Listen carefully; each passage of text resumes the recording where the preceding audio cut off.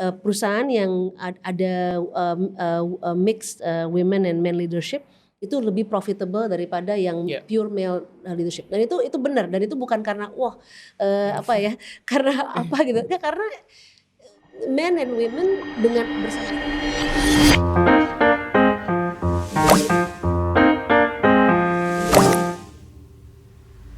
Welcome to Sekitar Kita Podcast by Society of Renewable Energy. Jadi welcome to our episode, our executive episode juga. Jadi di sini kita kedatangan salah satu tamu spesial juga, namanya Lenita Tobing. Hai Len. Halo, Fafar. Jadi Lenita ini dia Managing Director and Partner di Boston Consulting Group. Dan saya udah cukup kenal lama juga dengan Lenita, salah satu mentor saya juga. Dan beliau ini sudah banyak pengalaman, mengerjakan banyak proyek-proyek, membantu private sectors, BUMN juga, dan governments di bidang energi, sustainability juga, dan even beyond. Nah, mungkin boleh kenalan dulu Len, mungkin dijelasin pekerjaannya, mungkin backgroundnya juga, dan kenapa bisa sampai jadi pekerjaannya sampai sekarang gitu. Oke. Thanks Alfa, dan halo semuanya, senang sekali diundang oleh Sekitar Kita, ini kesempatan untuk juga bisa berdialog dan juga sharing beberapa hal yang mudah-mudahan bisa berguna bagi teman-teman semua. Jadi kalau dari background saya, mungkin sedikit flashback dari awal ya. Saya tuh besar di keluarga diplomat. Bapak saya diplomat, jadi saya dari kecil itu justru besarnya nggak di Indonesia. Jadi saya spend masa kecil saya tuh di Paris, di Brussels, di Praha bertahun-tahun. Dan tapi justru dengan saya spend segitu lama, mungkin lebih dari total 10-15 tahun di luar, di developed countries, itu justru jadi membangkitkan rasa cinta saya sama Indonesia. Jadi kayak terpanggil bahwa kenapa sih kok Indonesia nggak bisa seperti developed countries ini gitu, dari sisi sistem, infrastruktur, orang-orangnya gitu ya. Nah dari situ mulai tuh kayak saya tahu one day nih saya have to do something for Indonesia. Jadi itu dari kecil, pokoknya udah ada cerita seperti itu gitu ya. Nah oleh karena itu ketika selulusnya saya dari SMA 8 waktu itu, orang tua saya ditempatin lagi di luar negeri, saya nggak ikut, saya masuk ekonomi UI. Jadi di situ dari ekonomi UI karena saya kayaknya ya saya pengen di sini gitu kan. Nah selulusnya itu saya lulus tahun 97, udah lama banget ya. Gak lama-lama banget. Lulus tahun 97, nah pas awalnya zaman itu kan nggak tahu ya kan, itu belum ada Google, belum ada apa gitu ya, belum ada internet, jadi kerja di mana. Tapi kan kalau dari ekonomi biasanya kita ke kantor akuntan publik saat itu tuh. It was the startup of the 90s. Okay. Keren lah dulu ya. Jadi jadi masuk jadi auditor di Pricewaterhouse 2 tahun, terus sempat ngambil master degree di Australia dan melanjutkan ke PricewaterhouseCoopers waktu itu di corporate finance. Mungkin hampir 3 tahun, terus akhirnya tadi pengen balik lagi ke Indonesia gitu kan, karena I still want to do something for Indonesia. Nah pokoknya long story short, agak serendipity juga, nggak usah diceritain detail, tapi intinya akhirnya membawa saya kesempatan untuk kerja di Booz Allen Hamilton tahun 2002, 20 tahun lebih yang lalu. Nah di Booz Allen Hamilton itu kan manajemen strategy consulting, dan project pertama saya saat itu adalah membuat strategi untuk public service obligation. Kliennya adalah Kementerian BUMN yang saat itu baru terbentuk. Oh itu baru ya? Baru 2002 tuh kan, jadi baru mungkin 2 tahun lah baru terbentuk. Kayak jadi kan itu juga tadi kan Kementerian Keuangan kan, sebelumnya gitu. Nah terus kita membuat strategi PSO untuk saat itu, PSO, PLN, kereta api, pos. Zaman dulu pos tuh masih surat ya. Belum logistik. Abis itu, nah itu di situ langsung wah ternyata ada kerjaan begini gitu kan. Yang ini Bapak bener-bener consulting ini benar-benar ternyata berguna untuk pengembangan Indonesia gitu. Nah dari sana tumbuhlah passion saya, dan akhirnya yang tadinya ingin do something for Indonesia akhirnya jadi ingin nation building. Akhirnya sepanjang karir saya 20 tahun itu di management consulting itu memang akhirnya bergeraknya klien-klien saya tuh ya di energi, di infrastruktur, transportasi, logistik yang benar-benar yang benar-benar bukan di sektor lain nggak ini ya, tapi maksudnya ini yang buat saya passion sekali untuk benar-benar membangun Indonesia seperti yang saya bayangkan di negara-negara maju yang saya waktu besar di sana gitu. Jadi itu akhirnya makanya sektor energi salah satu passion saya, dan meskipun saya 20 tahun dari mulai Booz Allen akhirnya pindah ke local consulting karena ada restructuring Booz Allen di Arga Jata Consulting, akhirnya masuk lagi ke Booz & Co masuk ke diakuisisi oleh PwC jadi strategi N, dan akhirnya sekarang saya sejak 2 tahun lebih yang lalu pindah ke BCG. Sebenarnya kerjaan saya sebenarnya masih sama lah, intinya consulting yang topik nation building dan di bidang-bidang sama terutama di energi ini, dan inilah yang bawa saya sampai sini, dan ini adalah selain kerjaan ini passion saya gitu. Nah mungkin saya mau double klik sedikit di pengalaman di yang luar negerinya itu. Jadi yang dilihat di luar negeri itu pada saat masih kecil itu apakah infrastrukturnya atau culture-nya atau apa sih yang menginspire you to do nation building gitu? Semua sih maksudnya. Jadi tadi sistem, jadi kok ini sistemnya it works gitu ya. Misalnya gampang-gampang aja deh, kayak misalnya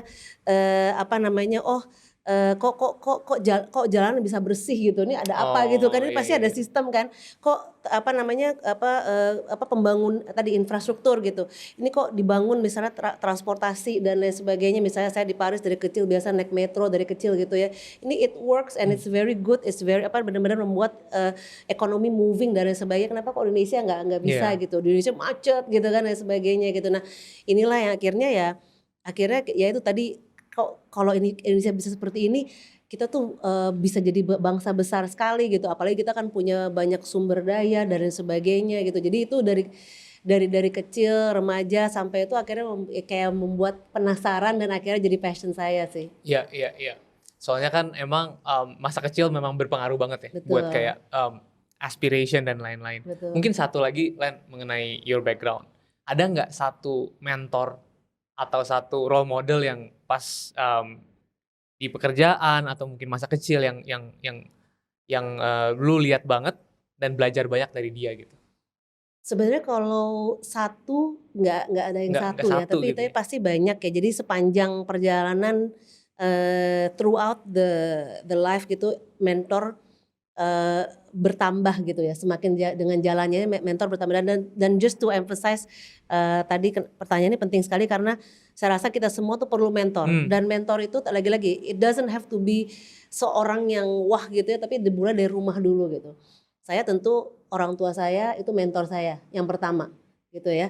Jadi saya ngelihat prinsip-prinsip yang diajarin oleh papa saya, terus bagaimana mama saya ngajarin how to interact with people dan sebagainya, itu udah mentor. Terus sambil saya coba ke education dan sebagainya, itu om saya itu sangat berpengaruh, memberikan ini arahan dan sebagainya. Nah ketika udah masuk ke ranah education, tentu guru saya, nanti universitas dosen saya, dan akhirnya di pekerjaan banyak mentor-mentor termasuk klien gitu ya, yang menjadi mentor saya. Terus terang kita tuh jadi konsultan bukan berarti kita yang harus mengkonsul, tapi kita juga belajar banyak gitu kan, dan dari klien-klien saya terus terang saya banyak sekali mungkin saya nggak bisa sebutin satu-satu ya, tapi kalau misalnya di bidang energi gitu ya, atau di BUMN gitu ya, dari mulai mungkin dari zaman dulu saya tuh Menteri BUMN yang pertama contohnya Pak Tanri Abeng itu salah satu mentor saya. Jadi dari awal saya udah kerja dengan beliau, dari mulai saya masih jadi astronot gitu ya, jadi konsultan junior masih angkat-angkat barang itu beliau itu udah very reputable person sampai hari ini gitu ya. Terus dulu partner Booz Allen juga ada namanya Ian Buchanan, itu juga mengajak salah satu mentor saya, dan dan throughout my career banyak sekali yang orang-orang seperti itu. Malah sekarang misalnya klien gitu, misalnya seperti Dirut Pertamina Ibu Nika, itu saya juga anggap beliau sebagai mentor, karena selain pekerjaan kadang-kadang kita juga saya sedang berkonsult dengan beliau dan sebagainya. Jadi ya itulah, jadi I think it's a combination of people, tapi tentu and it doesn't have to be orang-orang yang kita nggak bisa reach, tapi people around you, your family and everything. I think it's a combination of mentors. Karena kan misalkan dari sisi gue sendiri sebagai anak muda, kadang-kadang teman-teman nanya, I have to find the right mentor. Tapi kan sebenarnya as you said, on the journey pasti banyak banget orang yang kita bisa belajar, ya kan? Dari mulai tadi yang lu bilang dari guru dan lain-lain, dan it's not about finding the right mentor, tapi be open about it kan. Betul dan be open about it very important, karena tadi kan nggak tiba-tiba misalnya Pak Tanri Abeng gitu, saya mau jadi mentor Lenita, kan enggak gitu, Nggak formal gitu siapa ya. dia gitu, justru kita gitu yang reach out, terus kan kita kan juga pilih ya dari mulai kayaknya dari berinteraksi sama beliau ini kok kayaknya banyak yang bisa pelajarin, deketin lah gitu kan, Pak kapan-kapan boleh dong ngobrol gitu kan, gini. Dan orang-orang itu ya biasanya ya, itu mereka very very open ya. Do you be surprised gitu ya. Sebenarnya mereka tuh justru ingin gitu meninggalkan legacy, menumbuhkan orang-orang generasi berikutnya. Jadi sebenarnya, dan kadang-kadang ya namanya juga orang senior kan nggak tahu gimana juga mau open. Jadi kalau kitanya mau, dan dulu dari mulai guru, dari mulai dosen, terus akhirnya sampai klien dan lain sebagainya, dan senior saya di firm gitu ya, di semua firm yang ada, saya sampai sekarang tuh masih deket dan tadi awalnya saya yang deketin kok, nggak adalah satu dua yang I'm interested in you, kita ngobrol, tapi banyak kan tuh saya yang deketin gitu. Saya merasa cocok, proaktif, kayaknya visinya sama nih, dia ini saya bisa belajar banyak, deketin aja. Karena I said this because Lenita is also one of my mentor. Kayak dari pertama saya kerja di strategi NPWC, waktu itu partnernya Lenita juga, terus sekarang di Boston Consulting Group, partnernya juga Lenita. Jadi I've learned a lot from you juga, jadi thank you for being my mentor as well. Nah mungkin agak switch dikit nih ke dunia energi. Tadi lu bilang juga bahwa sering kerja dengan klien energi, mungkin household names, BUMN juga semua orang udah tahu, mungkin oil and gas company-nya, power company-nya. Mungkin sebelum gue masuk ke pertanyaan yang lumayan industry wide, ada nggak pengalaman yang lu paling inget mengerjakan satu project klien di energi industry, atau interesting projects that you can share publicly? Banyak ya, maksudnya lagi-lagi kan kalau kita bicara energi, nggak ada project yang nggak impactful gitu ya, meskipun projectnya kecil gitu ya, tapi pasti impactnya besar gitu. So I think there's a lot of project, dari mulai beberapa project mengenai kita memberikan membuat strategi mengenai ESG, sampai dengan hal-hal yang sifatnya lebih ke people gitu ya, yang lebih ke human capitalnya. Jadi sebenarnya banyak project yang buat saya tuh very memorable dan membuat looking back, I'm really proud that we were contributing in that project. Cuman mungkin satu hal yang cukup breakthrough, and I think you were part of that as well. Itu adalah ketika kita restructure subholding Pertamina. It was the first of the many gitu yang akhirnya sekarang di BUMN banyak holding subholding gitu ya. Waktu itu kita saat itu adalah dapat privilege terpilih sebagai konsultan yang mensupport Pertamina dalam mendesain dan juga meng-kick off dan mengimplement holding subholding, dan saya rasa itu cukup breakthrough, very challenging of course, dan di awalnya juga tidak smooth. Saya juga nggak akan bilang itu bersmooth, tapi banyak pembelajaran, dan akhirnya sekarang mungkin sudah 3 tahun ya, sudah 3 tahun berjalan, dari mulai pertama kali didesain dan dibuat virtual sampai akhirnya legal dan sekarang berjalan. People see the value daripada restructuring tersebut, meski pasti masih ada tetap challenge ya. Tapi justru pembelajaran, dan itu yang akhirnya dibelajari oleh holding-holding lain gitu. Jadi I think that's why this project was very for me memorable. Tentu of course working with the highest level people ya, baik di regulator, di stakeholders, di Kementerian BUMN, di of course di Pertaminanya sendiri. Tapi justru the lessons learned-nya itu yang membuat itu menjadi valuable, karena itu it was not smooth kan. It's an interesting project, dan I remember the hard work that we put in, dan juga the satisfaction after we successfully implemented the virtual holding atau even more, and it's not we and them, jadi kita benar-benar bareng sama kliennya, benar-benar one goal in mind. I think it's very satisfaction. Very satisfying. Dan satu lagi kan, mungkin sebagai konsultan ya, mungkin ada yang mau jadi konsultan nanti gitu ya, it's not about value kita sebagai konsultan akhirnya wah ini keren nih kerjaannya gitu, enggak, tapi kita harus selalu lihat dari perspektif klien kita gitu. Jadi gini loh, kayak contoh-contoh project itu ya, se sekeras apa, se-hard work-nya kita ya, bener-bener kita nggak tidur kan saat itu Iya, segala macam, apalagi waktu itu sempet lagi Covid kan, kayak jadi, COVID ya. pas Covid jadi semuanya virtual, wah udah nggak ada weekend lah itu ya. Tetap aja the client lebih, the pressure is more on the client. Jadi kita tetap harus mementingkan kliennya gimana ketika Hmm, mengimplementasi ini. Jadi seberat-beratnya kita kerja, beratnya tuh pasti lebih di lebih klien berat gitu. di Jadi klien. kita nggak boleh underestimate itu. Jadi it's not about us. Tadi Iya, yang seperti Ovar sampaikan, it's about together gitu. iya, How together kita memberikan yang terbaik gitu. iya, iya, iya. I remember that project very well.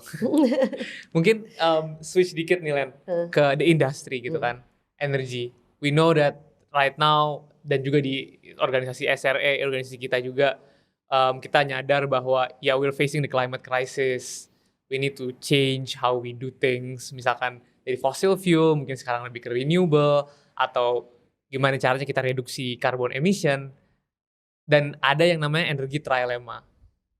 Mungkin kalau misalkan, bisa lu, apa namanya, explore what do you think about energy trilemma dan Indonesia itu gimana caranya kita nge-address kan lu udah kerja banyak nih sama BUMN, sama private sectors. How do you see us all together fighting this energy ya, trilemma? ya. No, very very interesting question. Jadi kayak tuh, jadi kalau energy trilemma kan ya antara sustainability, affordability dan security. Kalau lihat dari luar kan saya ambil yang normatif Iya, dulu ya, normatif dulu. Kalau lihat dari luar kan kita ada di World Energy Council tuh ada Energy Trilemma Index. Kalau lihat Indonesia itu sebenarnya rankingnya sudah bergerak naik ya, yang mungkin tadinya mmm, nomor 58 dari 101 di tahun 2021 sekarang naik ke 53 dari 125 or something like that. dikit Jadi kan nih. naiknya dikit gitu, tapi naik lah. Terus kalau dilihat dari naiknya itu kan yang naik tuh adalah di sisi affordability kan, di mana kita tetap apa namanya, akses dan juga akses terhadap electricity dan juga harga daripada power tetap dipertahankan jadi affordable ya. Terus dari sustainability juga mulai lah Iya, dekarbonisasi dan sebagainya ya. dekarbonisasi, Meskipun kita tahu security kayaknya agak decrease nih karena decrease kan the apa situation, namanya the imports the dan lain imports. sebagainya ya. Of course that's the Mmm, itu pernyataan normatif lah ya dari luar, dilihat dari orang luar. Tapi balik lagi, I think as you know very well gitu ya, trilemma ini harus dilihat dari konteks masing-masing negara ya. iya, Dan kita Indonesia ini adalah negara berkembang. Jadi artinya apa? Jadi nggak bisa kita ngelihat, oh iya Indonesia udah ini nih sustainability-nya berkembang tapi dikit gitu ya dan mmm, sebagainya, dan atau dinilai seperti itu lah. I mean again, I'm not against index iya, ya, it's fine. Index is good for us to calibrate iya, where we are. Tapi as you know very well, apalagi if you remember waktu kita kerja sama bareng-bareng di waktu BCG menjadi knowledge partner. one of the knowledge partner untuk task force energy sustainability and climate di B20 yang tahun lalu.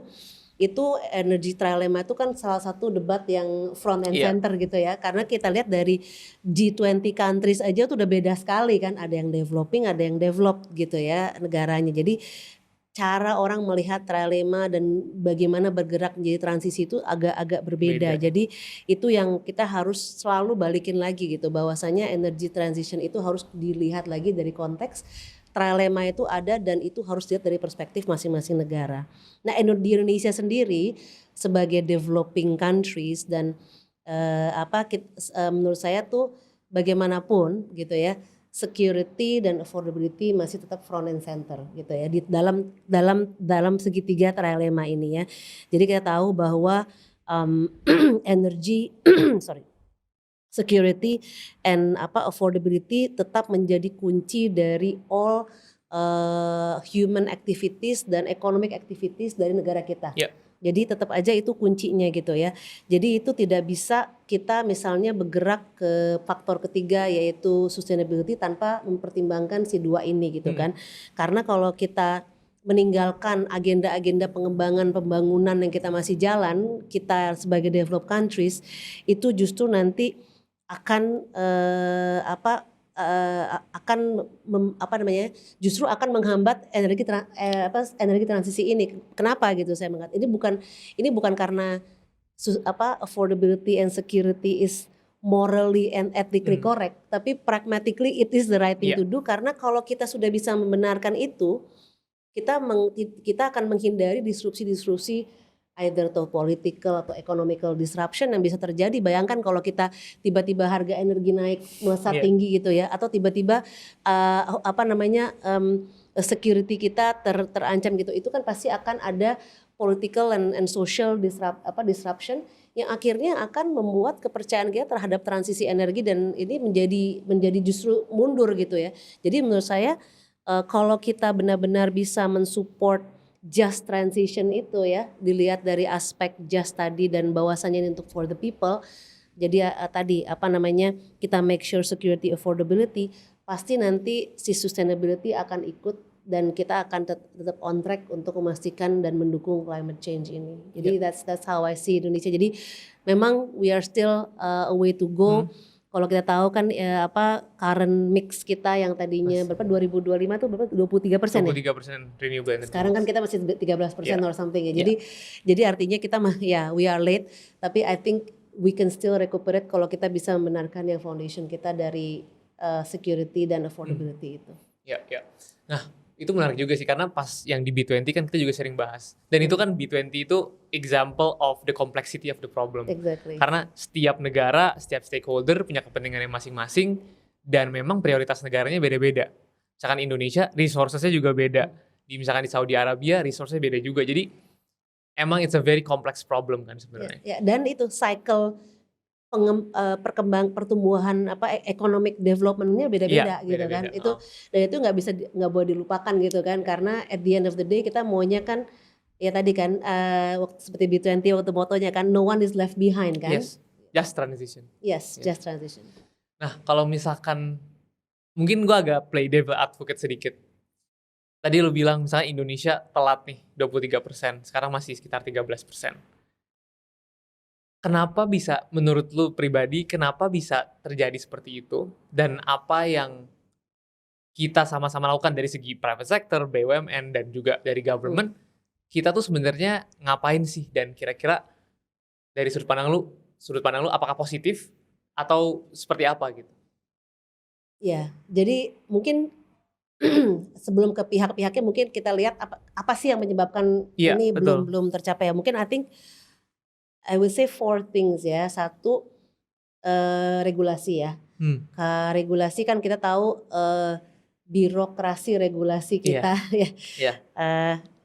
ya jangan terlalu tapi ya ini bukan and it's nothing wrong ya. Makanya birokrasi regulasi kita cukup kompleks, stakeholders kita cukup kompleks,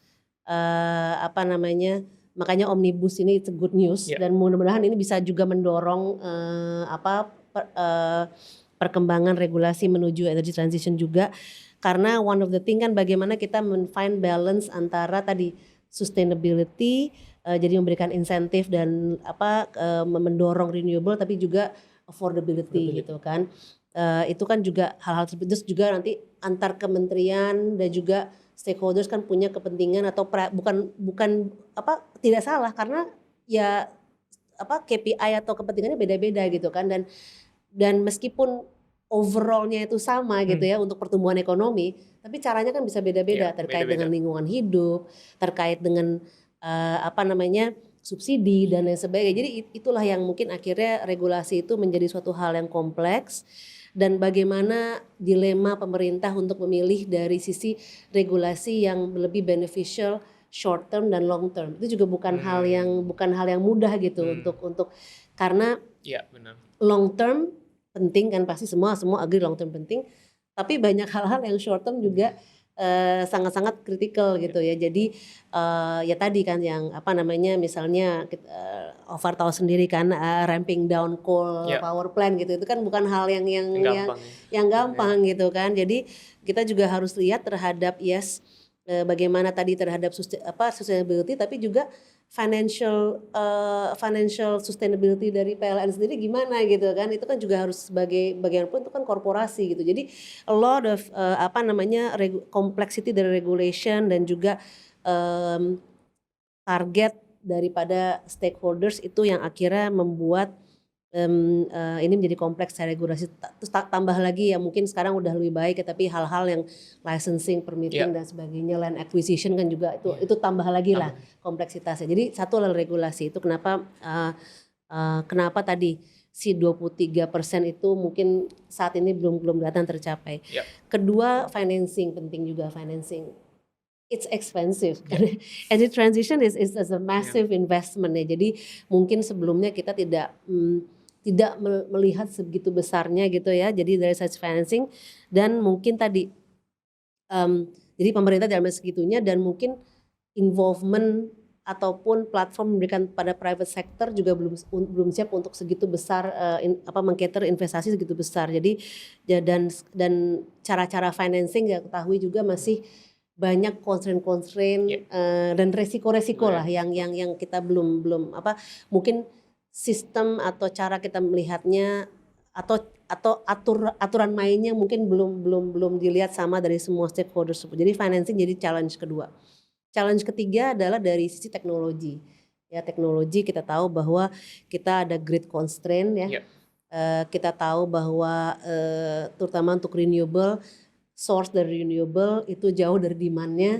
How to make sure that the channel itu jadi dari sisi teknologi, dan juga inovasi alternatif produk yang memang viable untuk energy mix kita gitu. Jadi hal-hal seperti itu menurut saya tuh masih challenge.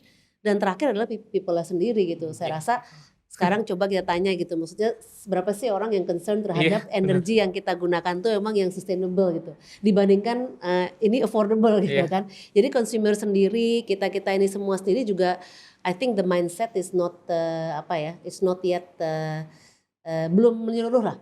Baru pocket tertentu yang sadar, tapi at the end of the day kan ya tadi balik lagi trilema itu kan, trilema itu gitu, balancing itu. Jadi I think these are the 4 things yang mungkin itu masih perlu banyak perlu effort ya, dan dari tadi yang Ovar sampaikan itu it takes all stakeholders to do it.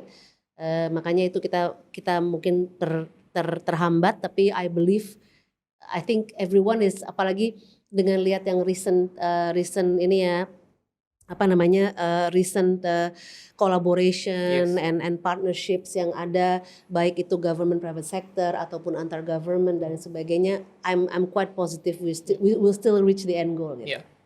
I think it's very complex problem as we discussed. Mungkin nanti kita break sebentar, habis itu nanti kita diskusi kira-kira what are the solutions to these problems yang kita udah identify tadi, ada 4. So we'll be back soon. Welcome back to this episode with Lenita. Jadi tadi kita udah bahas nih, there's 4 problems atau 4 issues lah, terutama di Indonesia. Itu kan mulai dari regulations sampai people. Nah mungkin kan lu udah sering berkecimpung dengan para stakeholdersnya. Apa yang lu lihat nih di lapangan, mereka ngapain nih untuk trying to solve these 4 issues? Yeah, very good. Jadi the good news is they are all working towards the same objective ya, semua stakeholders. Jadi itu yang yang kita lihat, dan itu yang makanya tadi balik lagi kenapa saya tetap positif gitu ya, meskipun kita tadi telat di target 2025 ini gitu ya. Jadi kalau kita lihat dari stakeholders ya, itu kan ada mungkin 4 juga yang gede ya. Jadi dari sisi government itu sendiri, dari sisi korporasi, dari sisi even akademisi juga penting, dan dari sisi lagi-lagi customer kita gitu ya. Nah, kalau lihat dari government itu banyak sekali sekarang kan ya tadi omnibus kan one of the thing yang bisa breakthrough ya. Jadi at least membuat investment climate ini lebih kondusif gitu ya. Jadi itu salah satu di mana saya lihat banyak peraturan-peraturan baru dari government yang bagaimana memastikan ini investor friendly ya. Jadi memberikan the right regulatory environment policies yang benar mengencourage incentivize cleaner energy development. Jadi ini mungkin kita lagi-lagi kita lihat at least sudah ada beberapa pilot project yang menggunakan those kind of regulation. Jadi itu udah bagus gitu ya. Dan tentu tetap ya tadi balik lagi ke trilemma, government juga memastikan bagaimana regulasi-regulasi itu membalance antara kebutuhan untuk transisi energi, tapi juga kebutuhan untuk economic growth, karena kita juga nggak kita juga kan kemarin sempat turun sedikit gitu ya economic growth. Jadi sekarang kita ke depan tetap bagaimana kita mengincentivize the economic growth. Jadi kalau lihat dari government saya rasa banyak hal-hal dari regulasi dan juga kerjasama baik itu dengan institusi internasional, tapi juga antara even government dan private, bagaimana sekarang perusahaan government lebih open terhadap kerjasama dengan private sector, itu juga suatu hal yang sangat baik. Nah sekarang dari korporasi itu sendiri ya, korporasi mungkin saya bagi beberapa korporasi ya. Satu adalah dari sisi energy company yang sendiri, terus mungkin tadi karena tadi financing merupakan suatu hal yang kritikal dari financial institution, baik itu financial institution yang besar-besar seperti ADB dan sebagainya ataupun bank-bank kita gitu ya. Terus ketika tadi karena teknologi juga merupakan challenge, teknologi provider nih. Nah kita lihat dari sisi korporasi, tiga korporat itu saya rasa juga melakukan banyak hal-hal yang menuju towards the positive path gitu ya untuk energy transition. Jadi kalau misalnya kita bicara the energy players, ini nggak hanya BUMN tapi juga swasta dan lain sebagainya ya. Jadi itu banyak investasi dari infrastruktur yang mereka sudah lakukan, dan banyak sekarang kita lihat project-project yang breakthrough di mana mereka mungkin sudah berani untuk tidak terlalu ikut terhadap the norm investasi yang normal gitu ya. Jadi itu breakthrough terutama di BUMN kan kita tahu susah tuh ya untuk bagaimana kita memastikan bahwa kita invest di investasi yang yang mungkin tidak sesuai dengan parameter yang business as usual gitu ya. Jadi itu udah kita lihat tuh, udah investment tersebut sudah ada capability development. Jadi baik dari upskilling daripada orang-orang itu sendiri, dan juga bagaimana lebih open terhadap working with the younger generation seperti semuanya ini, dan open terhadap cara kerja dan juga organisasi yang tidak terlalu struktural seperti dahulu. Jadi itu sebenarnya mungkin apa hubungannya sama energy transition, tapi it matters gitu karena dengan cara kerja dan dengan kita ada skill cara kerja mindset yang berubah di korporasi, itu sangat-sangat membantu dalam kita mendrive transisi ini. Dan juga salah satu lagi yang saya lihat di beberapa korporasi terjadi adalah sudah mulai melihat bisnis model yang berbeda. Jadi cara kerja yang berbeda. Jadi kalau dulu misalnya partnership atau cara kita melakukan bisnis tuh harus seperti ini gitu, ada pakemnya gitu kan. Apalagi lagi-lagi mohon maaf BUMN gitu ya. Nah, sekarang tuh udah berarti breakthrough nih, bagaimana kita bisnis modelnya berubah dan bagaimana juga korporasi membuat inovasi-inovasi mengenai produknya. Jadi I think that's the example apa yang saya lihat di korporasi, di energy company-nya ya. Nah, kalau lihat di financial institution ya, itu saya lihat banyak sekali sekarang akses yang mulai lebih terbuka ya untuk akses terhadap sustainable funding untuk sustainable projects, bagaimana financial institution memberikan advocacy terhadap korporasi how to have better access to financing melalui sustainable projects dan lain sebagainya. Jadi financial solution yang lebih inovatif lah. Itu saya rasa banyak bank-bank, lembaga keuangan yang sudah memberikan meningkatkan akses tersebut, dan mungkin salah satu itu adalah akses terhadap green financing ya. Green financing itu gimana memastikan bahwa salah satu dari kriteria investasi adalah apakah ini mendukung energy transition. Jadi lebih very explicit about it gitu ya. Dan tadi bagaimana mengencourage partnership untuk benar-benar kita bisa melakukan scale climate related financing tersebut. Jadi mungkin itu mungkin saya lihat dari korporasi. Terakhir yang teknologi innovation juga, para teknologi provider saya lihat mereka mulai mendevelop solusi-solusi yang lebih sesuai lah, lebih fit to Indonesia. Dan satu yang very critical ini belum terimplementasi tapi niatnya sudah, itu adalah teknologi transfer. Jadi bagaimana kita teknologi provider tuh memberikan transfer baik teknologi maupun capability. Dan itu Ke local. ke local. Nah, itu akan breakthrough sekali, dan itu mungkin kalau back tadi ke B20, how developed countries and developing countries work together in technology transfer, ini very critical gitu ya. Jadi saya rasa sekarang sudah mulai terlihat, memang lagi-lagi back to regulation, tidak semudah itu melakukan teknologi transfer karena banyak aturan-aturan, tapi saya rasa at least di level korporasi itu udah mulai terjadi, at least capability transfer. Mungkin teknologi transfer nanti berikutnya gitu. Jadi itu yang saya lihat sudah terjadi di korporasi. Dan mungkin kalau lihat tadi di level akademik juga penting, karena kita harapkan institusi, terutama institusi yang tertiary yang tinggi, itu sudah masukkan kurikulum makin banyak lagi mengenai energy transition, skillsnya, dan juga aturan knowledge, ekonomi, social impact yang berkaitan dengan hal tersebut, dan juga bagaimana akademi atau institusi-institusi lembaga pendidikan itu juga berkontribusi lebih terhadap inovasi-inovasi. Sekarang sudah banyak kan institut ITB, ITS dan UI dan lain sebagainya juga melakukan tersebut. Jadi itu didorong lagi gitu ya dari awal ya. Nah, terakhir back to kitanya. Saya rasa tadi sosialisasi, komunikasi mengenai green ini kan sudah mulai makin lagi, dan you guys are one of them, and thank you ya untuk SRA untuk ini gitu. Jadi I think this kind of thing perlu digalakan lagi, dan bagaimana kita benar-benar mengeducate orang bahwa yes, affordability is important, tapi kita bagaimanapun also lagi-lagi bukan kita harus ganti tiba-tiba jadi solar PV, tapi misalnya gitu ya matiin AC dong kalau yang kecil-kecil lah, hal-hal yang benar-benar efisiensi itu udah benar-benar very impactful ya, maksudnya yang kita day to day life kita ini it's very impactful terhadap transisi energi ini. Mungkin that's the things that I see that is improving and what the stakeholders are doing ya untuk kita tetap mendorong dan mengimprove our path to energy transition. I think just to echo on your point, I think I agree completely.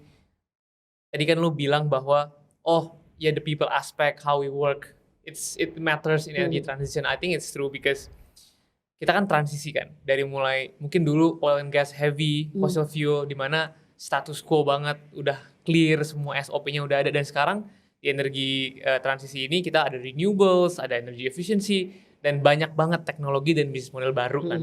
Dan itu butuh agility, di mana cara kerjanya juga beda, dan younger generations yang mulai berkontribusi. Jadi I think people underestimate the people aspect of energy transition.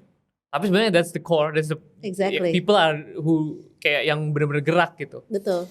And on that, if I may add ya, the people aspect, kita selalu energy transition lihatnya kan perusahaan gede-gede semua, Pertamina, tapi sebenarnya yang sangat berperan tuh itu UMKM yang jumlahnya jutaan di seluruh Indonesia ini. Justru if they can actually change the way they do business and everything, itu pengaruhnya besar sekali terhadap itu. Jadi kalau misalnya LPG diganti sama apa kecil-kecil lah, atau cara mereka doing business lebih hemat dan lebih hemat energi dan sebagainya, mungkin kecil kalau lihat secara individu, tapi jumlahnya is so massive. Itu nggak bisa di underestimate gitu loh, the people aspect yang bukan korporasi itu. Dan kita kan juga dari Sabang sampai Merauke, Pulauan dan lain-lain, itu penting tap to all of the areas juga kan sebenarnya. Nah, mungkin that's the macro aspek gitu kan energy transition. Tapi kalau kita ngelihat dari your role misalkan dan your company Boston Consulting Group, apa sih yang BCG ini udah lakuin buat sustainability, dan apakah ini jadi prioritas gitu di BCG? Ya, of course kita di BCG ini it's a key priority ya. Jadi kalau kita lihat the globally, not only Indonesia gitu ya. Jadi energy transition atau green ini kita namanya climate and sustainability practice, kita di BCG adalah one of the biggest yang kita lagi kembangkan, dan a lot of investment from BCG is going through that practice area. Jadi climate and sustainability, karena kita percaya, dan ini bukan hanya untuk energy company ya, ini untuk seluruh klien-klien kita. Jadi that's why we in BCG believe in that ya. So apa yang BCG lakukan, kita kita of course together dengan klien-klien kita mendevelop solusi yang komprehensif tadi, karena kan kita tahu tadi lagi-lagi energy transisi bukan, it's not about just technology atau just energi. Jadi kita mengintegrate financial, technology, economical dan juga social solutions gitu ya untuk klien kita, untuk memastikan bahwa mereka juga yang mereka alami adalah juga just transition seperti yang tadi kita bicarakan. Jadi yang BCG lakukan itu kita span dari membuat strategi sampai juga mendukung implementasi dan memastikan bahwa pendukung-pendukung atau enabler yang teknis, contohnya teknologi ataupun yang tadi soal people itu sudah tercakup di dalamnya. Jadi yang kita banyak lakukan ya sekarang dengan berbagai klien dan terutama di Indonesia ya, kalau boleh sharing di Indonesia, itu adalah dari mulai kita membuat strategi roadmap-nya sampai kita memastikan penguatan bisnisnya, dan lagi-lagi kita percaya bahwa core bisnis dari masing-masing klien kita penting, sehingga transisi energi tidak bisa merusak core bisnis itu. Jadi bagaimana core bisnis jalan tapi tetap mendevelop atau building new sustainable business ke depannya, dan itu harus bersamaan. It's not a choice gitu ya. Dan itu selalu dilematis, dan itu yang kita banyak sekali kita bantu klien-klien kita memastikan your core, how to make your core business sustainable dan mendevelop new business untuk kedepannya gitu ya.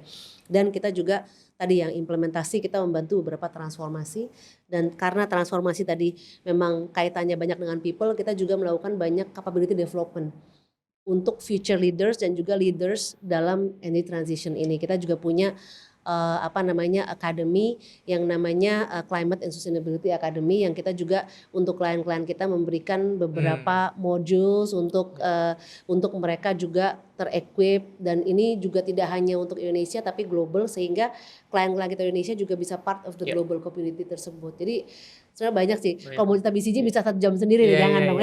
Tapi kira-kira we believe strongly in this cause. And what I see adalah it's beyond consulting juga kan, tadi it's yang beyond bilang consulting, education, ada mungkin collaboration dan lain-lain. Betul. Kita juga tadi kan karena one of the key to energy transition adalah partnerships, kerjasama. Kita juga mempertemukan lah berbagai pihak yang mungkin dari BCG udah kenal dari mana, kita dari Indonesia kenal, dan kita mempertemukan dan say if there is something that can be collaborated towards to a win-win solution, then this is what we do as well. Yeah, that's very important karena kan juga di energi transisi ini nggak bisa sendiri-sendiri. Betul. Kita harus benar-benar kolaborasi and nggak in silo gitu kan, benar-benar bareng semua aspek, bahkan dari government, private sector, BUMN dan lain-lain itu memang harus. Jadi I think it's a very good thing. Yeah. Nah mungkin agak switch topik sedikit juga di women nih, kayak mungkin berkaitan dengan energi, as we know juga bahwa sedikit lah jumlah proporsi dari women mungkin di energy industry to begin with sedikit gitu, dan lu bisa prosper di energi dan consulting sebagai women gitu. Mungkin just to start, like any tips on all of the women out there gitu yang benar-benar want to contribute to this problem tapi mungkin takut gitu. Okay. It is it's very good question, dan mungkin let me ini ya start from the principle dulu. Jadi I believe in equity ya. Jadi I believe in diversity, I believe in equity, I believe in inclusion. Jadi artinya dan ini juga mungkin tadi back to BCG, is also a really big priority of BCG on diversity, equity, inclusion ya. Nah mungkin dan itu juga my personal belief. Jadi artinya apa? Artinya saya percaya bahwa semua orang dengan karakteristik masing-masing, gender, background, economic level, or any other differentiation can do the same based on their capabilities and their unique konteks. Jadi artinya kalau kita back to women, kita tuh sebenarnya memiliki peran yang sangat penting. Dan justru di male dominated world, dan kebetulan saya udah 20 tahun lebih ini, nggak tahu kenapa pokoknya di male dominated world kerjanya kan tadi energi, infrastruktur, transportasi lah, logistik, nggak tahu kenapa sama consulting nggak pernah dapat bank, nggak pernah dapat nggak pernah dapat consumer goods, jadi isinya laki semua ya di situ. Jadi somehow saya melihat justru posisi kita sebagai women di male dominated world itu sangat penting. Dan as you know ya, diversity, kenapa balik lagi kenapa diversity is important, karena diversity itu brings a lot of perspectives. Yeah. Tadi men, women, and every tadi background berbeda, race, economic level dan sebagainya, karena yang kita hasilkan akan lebih rich gitu, lebih valuable karena ini kan perspektif banyak. Nah, back to women, itu juga kenapa kalau kita lihat berbagai studi ini bisa dilihat di perusahaan di S&P 100 global ya.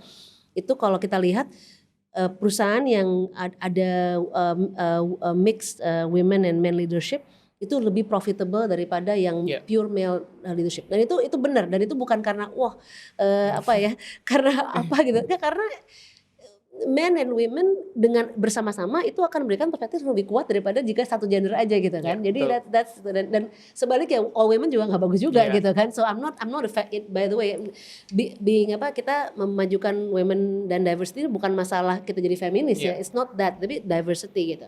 Nah, baik lagi tadi ke pertanyaannya Alvar gitu. Apa tipsnya gitu kan. Nah, tipsnya adalah pertama I think again realize itu dulu gitu, bahwa kita ini unique in our own way dan kita akan memberikan contribution as big as the others. Jadi kontribusi kita tuh as equal as others. Dan kontribusi wanita akan as equal as men gitu ya. Itu satu. Jadi artinya kita punya say yang sama terhadap di sektor ini, kita punya say yang sama dalam transisi ini. Dan saya nggak perlu jauh-jauh, kita tahu semua Ibu Direktur Utama Pertamina gitu kan, itu role model kan ya. Jadi artinya beliau udah one of the most influential women in the world, top 50, the only one from Asia ya dari top 50 itu. Dan Pertamina juga tidak hanya punya Bu Nika, ada Bu Emma, CFO, women juga. Dan dan itu kenapa penting, itu pentingnya adanya role model. Jadi role modeling itu penting sekali juga. Semua kita women di sini melihat ternyata bisa gitu kan. Nah, itu kan justru meningkatkan confidence kita dan terhadap itu. Nah, kalau balik lagi tips ke saya gitu ya. Saya dari awal memang gak pernah melihat differentiation antara me being a woman. Itu dulu gitu, mindsetnya. Jadi itu mindset gitu ya. So dari awal gitu, dari awal kerja, dari awal sekolah ya.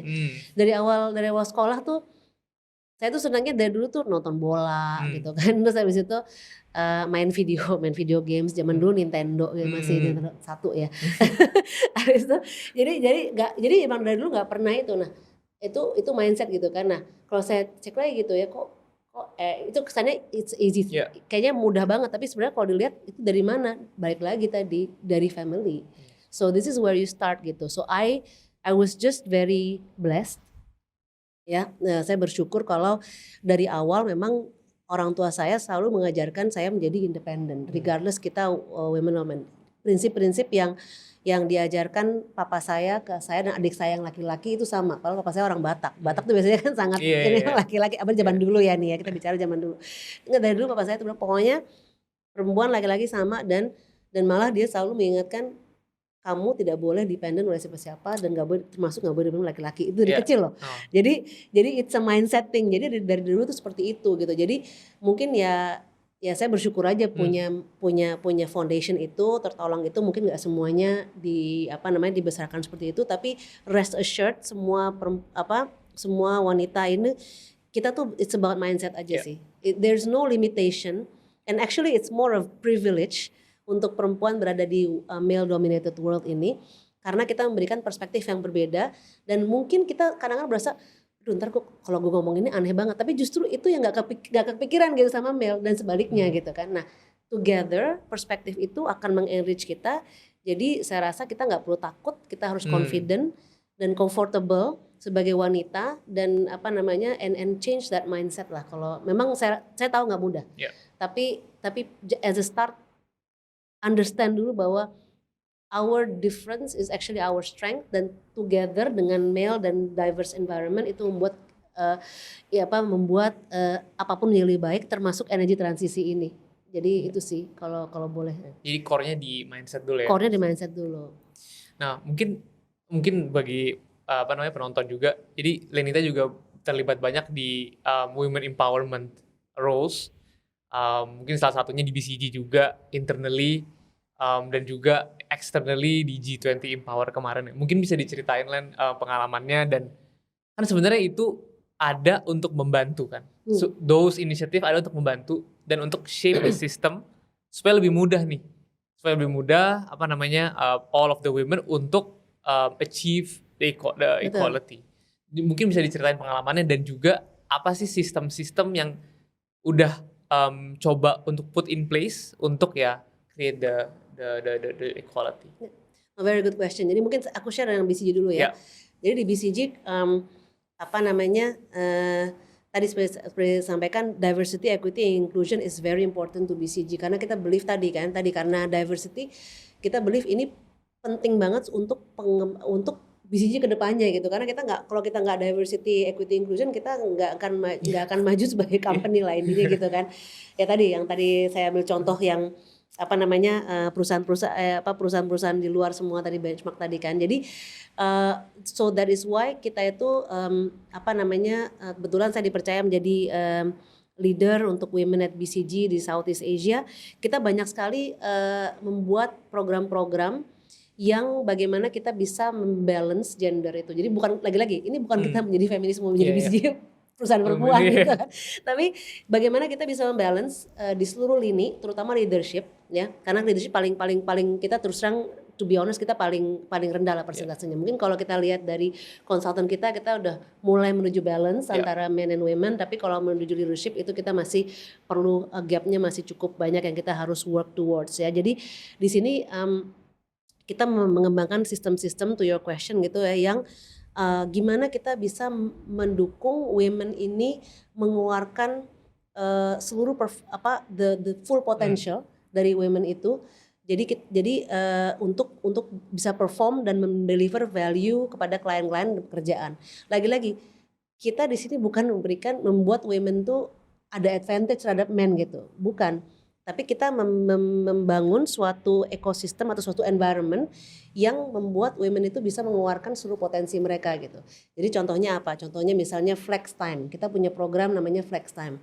Jadi kan jadi kita membayar bisa kerja kok 80% misalnya dari atau 4 hari seminggu gitu. Karena memang mungkin ini ibu muda, dia perlu waktu untuk anaknya, atau kerja 5 hari tapi misalnya setelah jam sekian itu the off gitu ya. Jadi artinya dia tidak boleh diganggu misalnya setelah jam sekian, jadi dihitung waktunya. Jadi flex time itu memang nggak mudah di consulting, tahu aja kan kalau kliennya minta ya pasti, tapi gimana kita sebagai tim bisa kerjasama untuk memprotek si wanita yang flex time ini. Dan ini it's hard tapi it's doable. Ternyata udah banyak hal-hal yang kita lakukan dan itu doable. Jadi saya rasa bagaimana kita bisa membangun environment sistem yang mendukung supaya ibu-ibu yang masih punya anak atau punya prioritas lain itu bisa dukung. Itu satu tentang flex time. Mungkin contoh satu lagi adalah kita membuat community yang membuat women itu feel at home. Jadi tadi community ibu-ibu muda atau even community cewek-cewek single yang suka gitu kan. Itu penting. Jadi untuk supaya gue tuh nggak sendiri loh di sini gitu. I'm home and I feel supported, I feel protected. Jadi tadi well-being dan lain sebagainya itu kita lakukan, dan sistem itu bisa dicontoh sih di tempat lain. Itu nggak bukan rocket science kok, tapi it just takes leadership to make sure itu terjadi dan nggak boleh dilanggar loh. Jangan sampai misalnya kita punya aturan tapi nanti nggak dimonitor, kita nggak ada penalty. Even saya bisa bilang beberapa partner itu sempat kena tegur resmi ketika ada tim yang flex tapi sama dia tetap ini nggak ada, klien minta ini harus di. Nah itu sampai saya lihat ditegur. Jadi hal-hal seperti itu yang kita harus ada consequences juga. Jadi itu yang untuk BCG. Mungkin sedikit mengenai G20 Empower ya. G20 Empower itu adalah suatu aliansi private sector dari negara-negara G20 yang bekerja sama dengan pemerintah juga, gimana kita memajukan policy yang bisa meningkatkan women leadership dan juga women empowerment. apa yang dilakukan waktu itu BCG juga kita kebetulan aku lead di situ sebagai knowledge partner itu bekerja sama dengan Ibu Bintang, Ibu Menteri Pemberdayaan Perempuan dan Perlindungan Anak, juga dan tim KPPA dan juga sebanyak CEO dan C-level dari perusahaan-perusahaan swasta, BUMN di negara kita dan G20 itu membuat policy yang swasta atau korporasi komit akan melakukan hal tersebut. Contohnya bagaimana kita memastikan bahwa ada women KPI yang harus menjadi bagian dari KPI korporasi. Ya, di KPI. Jadi KPI dan KPI itu bukan hanya ini ya normatif ya, jadi harus diukur, harus dimonitor dan apa improvementnya dan targetnya. Terus contoh lagi policy yang kita kembangkan adalah bagaimana kita memberdayakan UMKM. Women led UMKM. Jadi bagaimana kita pastikan di supply chain-nya perusahaan itu vendor-vendornya ada yang women led UMKM, ada targetnya juga gitu ya. Dan bagaimana korporasi bisa mengembangkan future ready skills untuk women. Ya itu juga. Jadi hal-hal tersebut adalah policy recommendation yang kita kembangkan di G20 itu, dan syukurnya adalah policy itu menjadi bagian dari leadership declaration yang ditandatangani oleh seluruh pemimpin dunia pada saat presidensi di Bali itu. Jadi itu adalah inisiatif bersama, dan kebetulan tadi back to women at BCG itu adalah pekerjaan kita, ada 30 lebih perempuan di BCG saat itu yang ikut terlibat di situ, dan of course itu menjadi suatu hal yang membuat kita bangga ya ikut berkontribusi terhadap the big cause itu. Tadi kita udah bahas energi transition, the stakeholders di situ, dan juga tadi women empowerment juga. So linking all of this together, mungkin do you have any messages, terutama untuk kalangan anak-anak muda nih yang masih mencari kira-kira mereka berkontribusi bisa di mana, dan kira-kira masih bingung juga ke depannya gimana. Do you have any tips from you? Yes. Mungkin bukan tips from me ya, tapi lebih ke my ask from you gitu. My ask from you is, look, I think this is this is our future together, and it's more of your future than mine gitu ya. Maksudnya bukannya karena itu ya, cuma that's the truth kan, that's the truth ya. Jadi artinya you dari mulai sekarang kita semuanya tanpa terkecuali harus berpartisipasi dalam tema ini, energy transition ya. Jadi artinya, dan tadi any capabilities yang penting kita yang penting kita willing, and kita of course we need to believe in the cause ya. Kita harus believe in the cause, dan seluruh capabilities dan yang dimiliki oleh seluruh rekan-rekan ya, dari mulai yang pada engineer, yang pada even the psychologist, yang pada ekonomis dan lain sebagainya, itu your role will matter gitu, dan it doesn't have to start nanti kalau udah kerja atau apa, tapi dari sekarang gitu. Mungkin tadi kan udah cerita ya mengenai apa sih jadi challenge dari mulai day to day kita sebagai consumer, dan nanti bagaimana kita bisa mengkomunikasikan day to day itu, dan nanti mulai memikirkan oke, kalau gitu terus dari tadi ya apa yang para stakeholders lakukan gitu ya. Mungkin rekan-rekan udah bisa identify, oh dengan my capability ini saya bisa berkontribut di mana ya. Jadi udah mulai bisa kebayang gitu loh. Jadi, dan kita juga nggak bisa melimit ourselves with your academic background, karena sebenarnya banyak hal yang bisa beyond gitu. Tapi what is your capabilities? Karena kan zaman sekarang capabilities itu bukan hanya your technical skills, tapi what else can you contribute. Jadi menurut saya, I think my ask from you is be active and contribute, dan especially for the women, lagi-lagi you are as important as men as everyone else. Jadi be confident, tapi yang penting be yourself. Jadi kita juga saya juga nggak mengencourage untuk orang untuk terutama women gitu untuk sok kayak laki-laki, enggak. Actually yourself is your strength gitu ya. Jadi be confident and be yourself. So I think I'm really privilege bisa bicara di sini dan bisa bicara dengan anak-anak, bisa sharing dengan anak-anak sekalian. Tapi and I will continue and we will continue to do what we are doing, and BCG, as I mentioned, this is a priority topic ya. Jadi baik dari mulai energy transition dan tadi women empowerment. Tapi my ask is for you to also to be proactively participating. Jangan jadi penonton saja. In any capabilities that you can, because you matter. This is the future of us all. Kalau kita tadi yang Ovar sampaikan, kita nggak bisa silo, nggak bisa sendiri-sendiri. Korporasi harus kerjasama, tapi kita sebagai in our day to day, and you as a students, employees dan sebagainya, kita juga harus kerjasama supaya kita menuju target goals yang sama tadi, our Indonesia's energy transition. I think that's really a great summary, and thank you for talking to all of us. Thank you. I think that's the episode. Thank you guys for listening, and stay tuned for the next episodes. Thank you. Thank you.